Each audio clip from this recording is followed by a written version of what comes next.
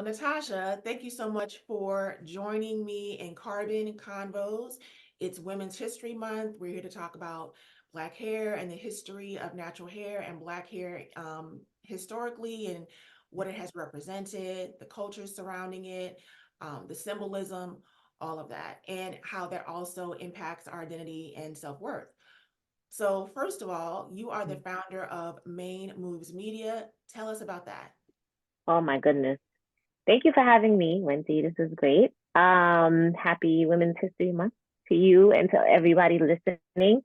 How so Main Moves Media is a platform that I created to have the conversation about the intersection of natural hair and beauty with race, politics, identity, and culture. When I decided to go back to my natural hair, this was back in 1998. That's when the seed was planted, right? I had a hard time with that. I had a difficult time with accepting the beauty of my hair. And that bothered me. Is gorgeous. Your hair is gorgeous. It always has been. This is all listeners. This is all her hair. She cut it off 3 years ago. It grew right back. It sure did. And so this is the thing. When I saw Lauren Hill, being her amazing, wonderful, talented self, on television, singing and being praised for, justly so, like she was everything to me, her music, her lyrics, and all of that. And I realized, I said, she's natural. I wonder if that's possible for me. And me hearing myself say that made me stop and wonder, why would I ever question the way that my hair grows naturally as good enough? So I had to really sit with that, and I wrestled with that idea that I had about myself. And then I started to wonder, where did these ideas come from? Because they couldn't have come from me.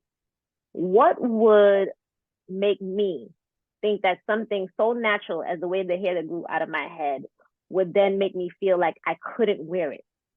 And so I started that sent me on a path of asking people questions. And, I'm a naturally curious person. So I wanted to know what other people thought about it, because this was the late 90s. Like I said, I was in college at the time. And I just did a survey, just a quick survey around the people around me. And I realized everybody had a relaxer. Everybody, since I was a child, had straight hair. You would get to a certain age and then you would get your hair pressed, as like a rites of passage. This is into womanhood, right? Beads and braids, as I wear my beads now, are like for children, right? Right. That was the standard of thinking at the time. Straight hair was ubiquitous. It was everywhere. Relaxer commercials. I mean, I begged my mom for a relaxer because I saw the relaxer boxes in the pharmacy. And I saw their hair was straight, the young little girls, and combing my hair at the time with a mom who didn't really have a lot of patience, and didn't understand that water is our best friend. Right. And suffering from burns and headaches after getting my hair pressed. I was like, oh, this is a solution right here. I could just put this relaxer in my hair and then I won't have to deal with all of that. Right. So marketing and media and representation, and messages, and standards of Eurocentric beauty, and the way that we should act and the way that we should speak and the way that we should carry ourselves. All of these are ideas that do not come from within. Right. It has come from society, it has come from history, it has been passed down to us. And so I had to emancipate myself from all of those things and really get in touch with who I was and who I wanted to be. And so that set me on the path of saying, you know what, I'm no longer going to believe this. I'm no longer going to be afraid of my own hair. I'm going to embrace this hair. I don't have any information. I don't have any guidance. I don't have anybody in my family or anyone around me who has gone upon this journey, but I will go on it alone because I know that I'm not doing this to myself anymore, right? So that set me on the path for my natural hair journey, which then turned into, I want to create a media platform because I realized that it wasn't just me that drank the Kool-Aid. Right. And when I went natural, when I had my hair natural, a lot of people would approach me and ask me, why would you do that? What are you doing? Why are you doing it? It was something that was out of the Were ordinary. were people asking from a negative perspective, or were they just Some some when I before I did the big chop, before I cut all my hair off, like I was doing my little research, my investigation. I was trying to, gather some intel and to see what other people thought and would they ever go natural? Would they ever return to their natural hair? And I got a lot of pushback from that. People just didn't understand why I would even think about that. Like, why would I ever need to go natural? There's no need to deal with this hair because we have relaxers. and there I'm were not going back. Yeah. there wasn't a lot of representation of natural hair in media on the TV shows, of that time.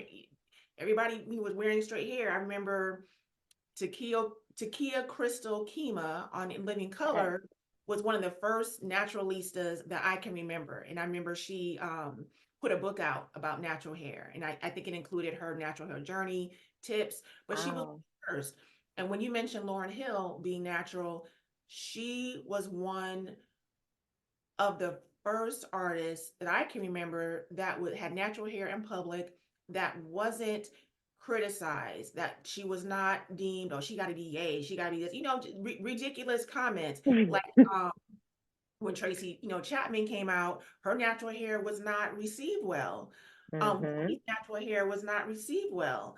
So you're talking about a lot of conditioning that we have had to reverse for ourselves. Absolutely. And that's when it started for me, right? I had to go it alone. Like I couldn't look to others to validate what I knew for myself. Mhm. And I think that that's really what has been happening from the moment we got here to this country, right? Is trying to fit in. Obviously, there was reasons why we had to do that, right? Mhm. Mhm. But in this 1999, 1998, we're not under those same circumstances. However, the mindset didn't change, until it changed. Right. And so when people, when I was talking to them about that, they were not really for it. They weren't for it. And I get it. I wasn't for it either. I didn't think it was beautiful. I didn't think it was the way to go. I couldn't even fathom me wearing my hair natural, let alone actually doing it. So I get it. But once I removed that barrier, that limitation from myself, all I saw was possibilities. And not just for me, for everybody. And so after I cut my hair off, people would come to me and they would say, "Oh, your hair is beautiful. You can do that." All the excuses. I wish I could do that, but I can't. And that's what I was saying. Lauryn Hill could do it. I was like, she's an artist. She got a job. You know what I mean? Like, she'll be okay, but not for me. And that's what I was encountering. People were saying that same thing about me. I can't do it. You can do it, but I can't. And I said, yes, you absolutely can. So I said, you know what? We got these messages through media. I said, we need media to spread a new message Right. because we've been misinformed out here in these streets, right? I'm trying to figure out Um, what happened between the 70s and the 80s. Because, when you look at a lot of 70s films and, looking at Good Times and other shows of that era, yeah. women were wearing fros, Black women were wearing, braids with beads.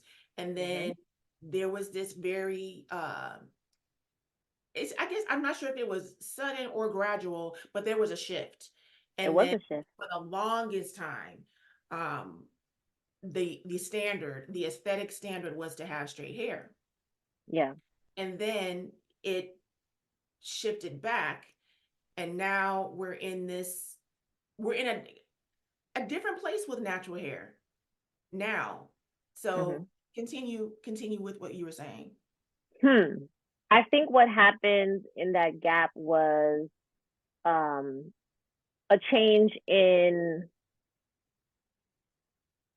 I guess, socioeconomically, right? As far as folks going into the workforce and this idea of what it means to be professional. Right. You know, the 60s and 70s was the Black is Beautiful movement. natural hair was really prominent. People were, awakening to their own beauty and saying that, I'm not going to do this to myself. I don't need to straighten my hair. I don't need to change or conform to be accepted. Yeah. And so just like any movement, we have waves, Right. right? And so that was a huge wave. I think what happened also in the 80s was, like I said, this corporate type of mentality and being and rising up the corporate ladder and being professional, and the whole, it was the Reagan administration. It was all about identity politics and all of that stuff. And so I think when people were entering the workforce, they felt like they couldn't enter it as themselves. They had to conform to this idea of what professional is, and professional was not beads and braids and afros, right? Yeah. Because That's what they thought. scary and threatening and intimidating.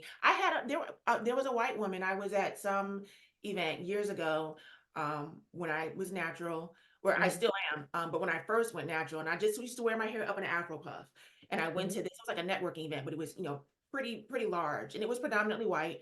I was one of the few brown people there, and this white woman, literally said, "Your hair intimidates me." Wow. My Well, you hair know what? intimidates you? I'm glad that she actually said that out loud, because a lot of people feel that way, and I don't think that they've ever connected the dots to what that feeling is that makes them want to react in such a way. So for her, I'm like, that's a lot of self-awareness. Now, what did she do with that insecurity, or with that I have no idea, intimidation? because I just said, well, that's very sad, and I walked away. I'm thinking, what makes you feel comfortable going up to a human being and say, your hair intimidates me? My hair? I would love to have a conversation with that lady. I would have said, okay, lady, let's have a conversation about this. I really want to know. I really want to know. Um, that's interesting, but I think that that is so telling. And like I said, I've never heard somebody say that, but that's really what it is. It's an intimidation.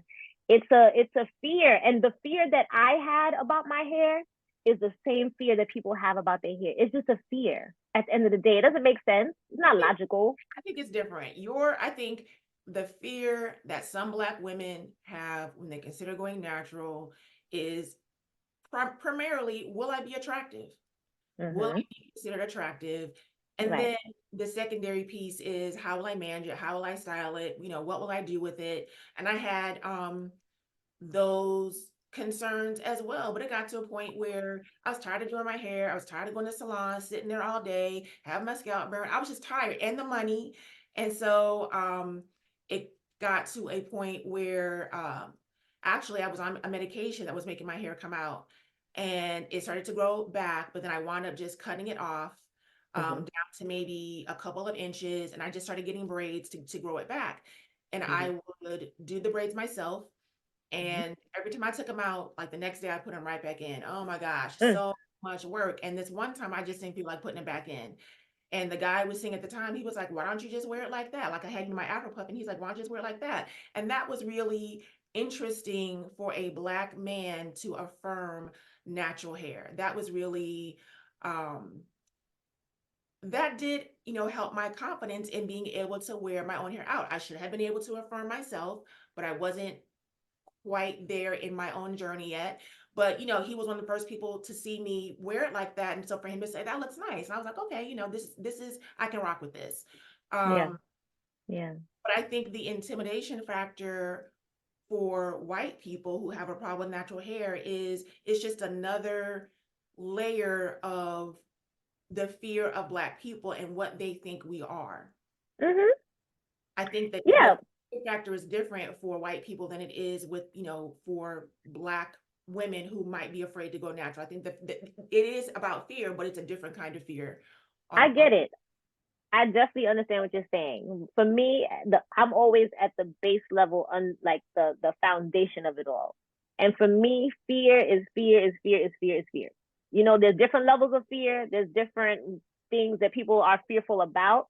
But really, if you want to get to the bottom of everything that's happening, it's fear. And there's ways to address fear. One is knowledge, right?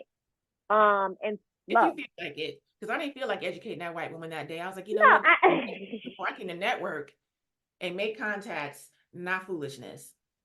I get it. I get it. And for me, my goal, and I've been in this for a long time, and so I've had time to really process and like really pull this apart.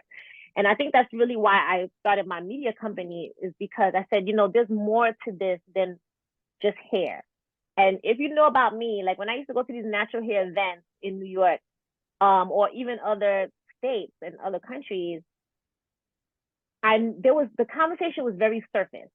It Hmm. was very much about products and how our hair looks. Hmm. And I get it now, because before they used to get me upset, but I get it now. It's because there's layers to this. Right. And when you want to drill down to something, you got to start at the top layer, right?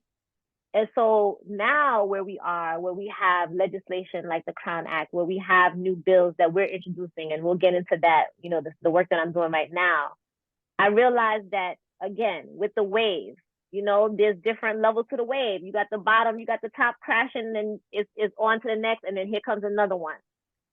Nothing that is happening now is different than what has come before. Like I said, there was the wave of the 60s and 70s when natural hair was at its height and people were embracing it and loving it. But then there was also the political side, and people were being labeled as radicals and going and being arrested, and it was a lot. So some people wanted to remove themselves from that, because the thing is, with media, the messaging and the marketing is so powerful. Yeah. I think people need to realize how powerful marketing and advertising is. Yes. Clearly, it got Trump elected. The amount of um, airtime, the amount of energy that the media puts on something, that's how big it's going to be to us, especially if we're watching the media and watching and taking this in. This is why we have to really understand how media works, because media has worked against us in so many ways. And like when you talk about internalized racism, we're watching this too. We're taking in these ideas. I didn't like my own hair. I drank the Kool-Aid. You know what I'm saying? We But all did. We all did. We we all all did. thought was quote unquote normal at the time. It was normal to get relaxed at a certain age because you were getting older, and natural hair, like as you were saying, with braids and beads and whatever, that was kid stuff. You're going into your tweens or whatever, whenever people got their hair relaxed, whether it was in middle school or I'm not sure, but Yeah. I remember, I forget the brand, but I Mm. remember meeting Chris Lighty at an event, rest in peace. Mm. And I believe he was part of the brand, and the tagline was something like "Go get your pretty." It was something to that effect, and it was about a relaxer, and I guess different products. And so I remember having this conversation with him at the event, saying, "Why are you equating pretty with straightening your hair?" And he said, "No, it's not about that. It's about feeling good in how you look and how you're presenting yourself. It's not necessarily just about straight hair." And I was like, "But it's He didn't get attached." it. He didn't get it. I And I don't, and I and I don't, I don't know if I don't know if he didn't, I don't know if he didn't get it, or if he was just explaining, oh, this is the real, underlying meaning of that. But it was a missed messaging. Whoever, was marketing that was missing the mark. that's what I'm saying. They didn't understand what they were doing, or maybe they did understand what they were doing, but at the end of the day, that's exactly what they were doing, right? Right. Maybe And their I think intent, a lot of but the execution was off. right. And I think that there's a lot of companies that I could, call out. We could go through all the marketing campaigns and be like, okay, this, and this. You know what I mean? And so marketing media is so important. Before 1993, it was illegal to have a braiding shop. It was illegal to open up a salon and do braids, twists, locks, I and remember natural hair. Oh yes, oh yes. So imagine my delight. nationally. Well, yes, but in New York State, because there's yes, yes, because actually the New York State was the first state to introduce this license. So yes, across the United States, cosmetology was reigning supreme. Cosmetology was the industry, right? Where if you wanted to do hair and skin and nails, because cosmetology is an umbrella type of license, you can do different things underneath that. But specifically for hair, if you wanted to do hair, you would go to cosmetology school, right? The issue with that is that cosmetology school had no education around our texture of hair. In fact, the only information that it did have was how to remove our texture using chemical relaxers or maybe heat styling. So there was a gap, a big gap, a huge need. So there was basically what you're saying is there was legislation preventing Black women from getting their natural hair taken care of professionally. Yes and no. It wasn't like there was a law that said you can't. But what happened was cosmetology was the only standard. Right. So if you wanted to open up a salon to do braids, where would you get? There's nothing. There's nothing. There's nothing, right? And so what happened was people were opening braid shops and stuff. And I don't know if you know about Isis Bradley in Texas, who had a natural hair salon or a braiding salon, and she wanted to open up a school, and she got arrested because in Texas you need a cosmetology license to do somebody's hair in a professional establishment. If you want to open up a school, you have to have a certain amount of regulations, this, that, and the third. You can't just go and do whatever, right? And because there was nothing that existed, she didn't want to go to cosmetology school. She didn't want to learn chemicals. She didn't want, and so she fought the state and won. And they basically said that, braiding, natural hairstyling does not have to be included in cosmetology. You don't have to have regulations. You don't have to have a license, this and the third. Now, I call that half a win, right? Because now that you are not required to go to cosmetology school and get a license that doesn't have nothing to do with you, where do you go to get information about health and hygiene? Right. Where do you go to learn about how not to pull somebody's hair out? And braid your hair and not be able to, like, if you're newly natural, any fool can open up a place, you can go in there and not get the education that you need to maintain your hair. Exactly. So there lies the problem, right? In 1993, the first license created specifically for natural hair care and braiding was created in New York State. Pioneering natural hairstylists, locticians, and braiders petitioned New York State to create a license called the Natural Hair and Braiding License back in 1993 in New York State, the first in the country. That's a solution. I don't want to go to cosmetology school, but I want to learn. Right. So who's going to be the ones creating the curriculum? Is it going to be New York State? Is it going to be the cosmetology schools? Heck no, because they know nothing about texture, and I wouldn't trust them to create a curriculum around my hair, to be honest. So it makes sense that these braiders would come together, create a curriculum, create the testing, create the regulations, create the textbook for us, by us. Is that not what we say we want? When we talk about Black hair and what it has meant and symbolized to people outside the community, we need to also talk about what it has meant in our community. So with the history of natural Black hair and braiding, I learned some interesting things. There was a video that went viral maybe a year or so ago about how people who were enslaved or knew that enslavers were coming braid seeds and rice into their hair so that they could ensure that they would have some type of nutrients.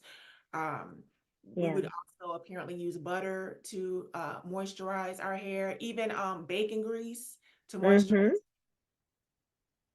And of course, coming to the States, and then you had Madam C.J. Walker, who, much later on, obviously, who created products that would help women achieve more Eurocentric styles.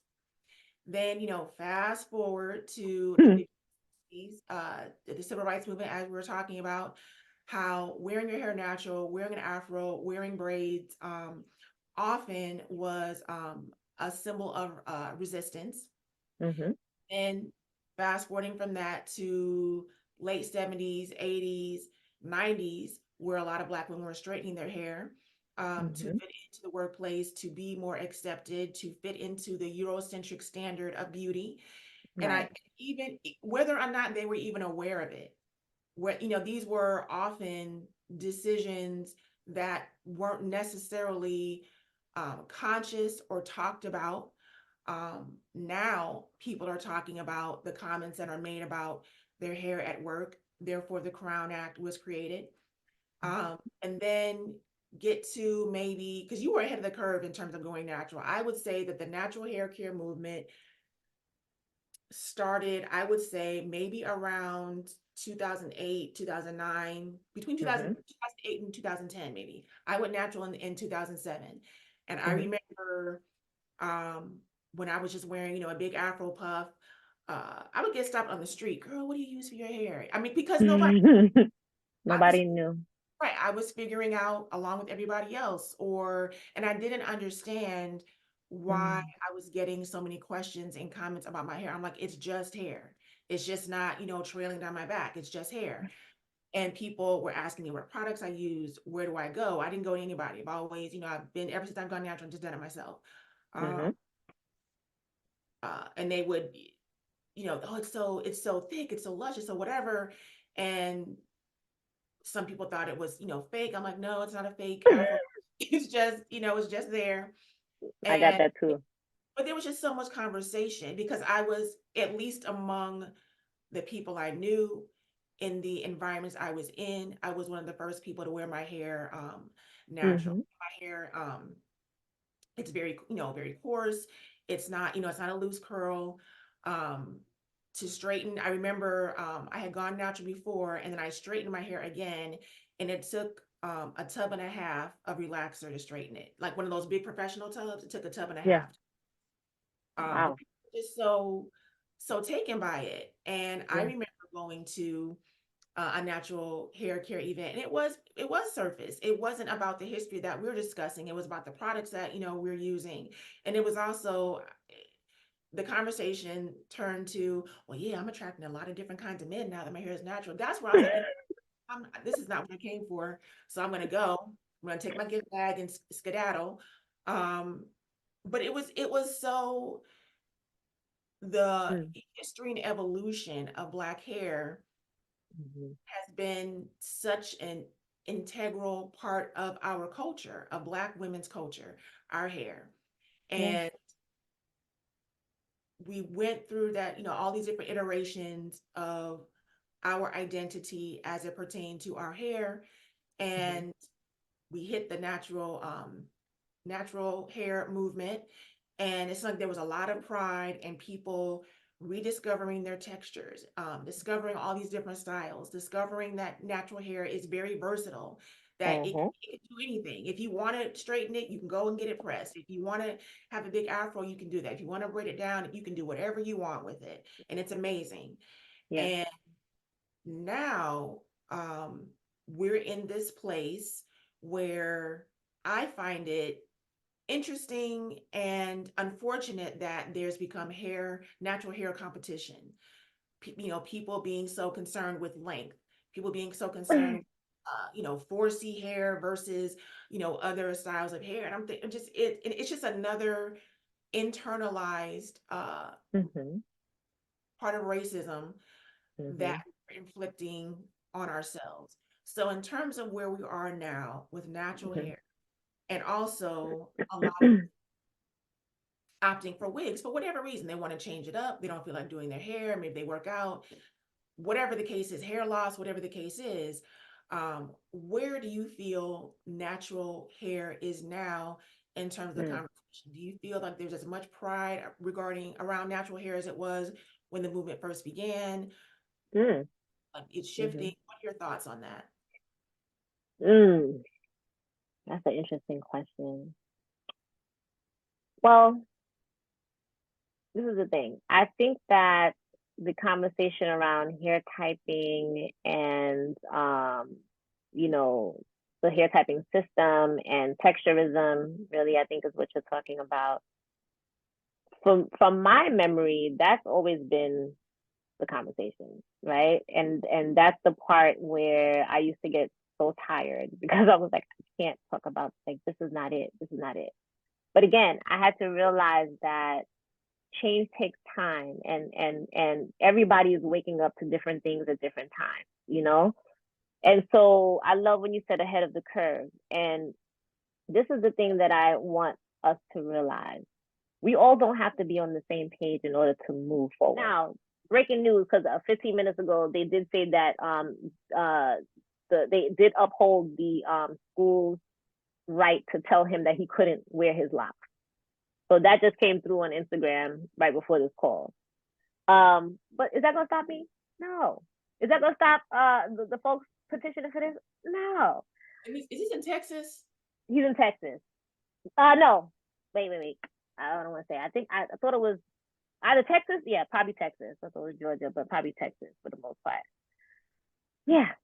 So we're again. I'm out in the future, so I'm looking at the past, and all of this is going to be a part of the past. There's a book called Untangling the Roots of Black Hair in America by Ayana D. Bird and Yes. Lori Start. Milthart. Great Mm-hmm. book for anyone who's wanting to know about the history of Black hair, Oh um, yeah. controversy surrounding Black hair, because Black hair is just so controversial. It's a great book. Great book. I have another great book for folks to read during Women's History Month specifically. It's called Beauty Shop Politics by Tiffany M. Gill. And it's a great read. I mean, I want to do a book club on it. Hair is such a central part of how we identify Yeah. and historically how we even identify each other. Yes. Colonial days in Africa, Mm-hmm. hairstyle could indicate what tribe you were with, what family you were from, Yep. what status you were in. Or I've read that there were times where African women there was a certain hairstyle they would wear when they were expecting men back from war. It's Mm. hair is hair, but there's so much that goes into it. There's so much history behind it. There's so much symbolism. There's so much activism behind it. And I definitely want us all to embrace our hair, whatever it is. I don't want us to be focused on length or texture. I just want us to celebrate whatever we have and wear it however we want to wear it, and not Mm-hmm. judged for it if you Yes. whatever you want to do with your hair. And Mm-hmm. we have to stand proud in our presentation in every space Mm-hmm. and consistently negate um, the negative pressure that comes along with being a Black woman who doesn't conform, or being a Right. Black woman who's just consistently judged because she doesn't look like everybody else. I respect people who take this stance of, I'm going to take this as a teaching opportunity. Mm-hmm. My teaching days are over. Mm-hmm. I'll leave I that hear to that. you. I'm going to leave that to you and the other Yes. pioneers. Hope the folks who are listening to this are really inspired and understand that they can do something about it too. They don't have to wait for Natasha Gaspard to do it. They don't have to wait for Benjamin Crump to come down and do it. You know, Benjamin Crump gonna do his job. You know what I mean? But what is our role in this? What do you want your role to be? It can be very impactful. I'm telling you, it can be so impactful. Just picking up the phone, calling your girlfriend and say, let's write this letter together. You know what I mean? Let's put on a presentation for our HR representatives because they don't know. You know what I mean? These are the types of actions that we all can do. Yeah. Yeah. And it it takes all of us, because one person can't change a culture, one person can't change a policy. We have to come together, just like they were Yeah. doing in the civil rights movement, where they were coming Yes. together, ride sharing, to avoid the issues with transportation. Yep. Uh, yeah, we need to get that back collectively on a national level, Yeah. because Yeah. we We have a lot of power that we can utilize. Yes, Prayerfully, we're going to utilize it at the polls. yes, Please go out and vote correctly. Don't just yes, vote, vote for the yeah. right person. Because if Mm-hmm. you think that we cannot wind up back in the fields, you're Yeah. wrong. Exactly what they want. That's exactly what they Mhm. want. Yeah. Um, Vote for the people and then hold them accountable to what they say they're going to do, which means they should know your name. They right. should know what you stand for because you're in their office. You're making phone calls. You're having a Zoom with them. And I realize how easy it is to get in touch with your legislators. I mean, in New York, I can't say about other places, but I think that the legislators are just they're waiting for the constituents to tell them. But the ones who are always there, that's the ones they're gonna listen to because they're the ones who seem to care about whatever the issue is because they're there showing up at their door and they're the ones that's supposed to be doing the things that you want them to do. That's their job to move this forward. So reach out. I know we say we reach out to your local representative. It sounds so cliche now, but like for real, reach out to your representative. Just call and say, hey, this is the first time I'm calling a representative. I don't even know what you do. What do you do? What do you do? What were you hired to do? What were you elected to do? And let's start from there. Let's start there. Make your presence known. Make your presence known. Exactly. Yeah, girl. I'm gonna drink some tea on that. Well, Natasha, thank you so much for your time, for your enlightening conversation. I love the fact that I learned a number of things today. Um, Yes, you are a true pioneer. You've been doing this before. This was in fashion to be, in this space. And I really appreciate you. You're absolutely an asset to our community. And I just really appreciate you sharing yourself with us. absolutely. Thank you so much for having me. I appreciate you. I always have. You have been such a great support over the years. So of course, when you said, you wanted me to come, I'm there. I'm there. Thank you so much, my love. Thank you.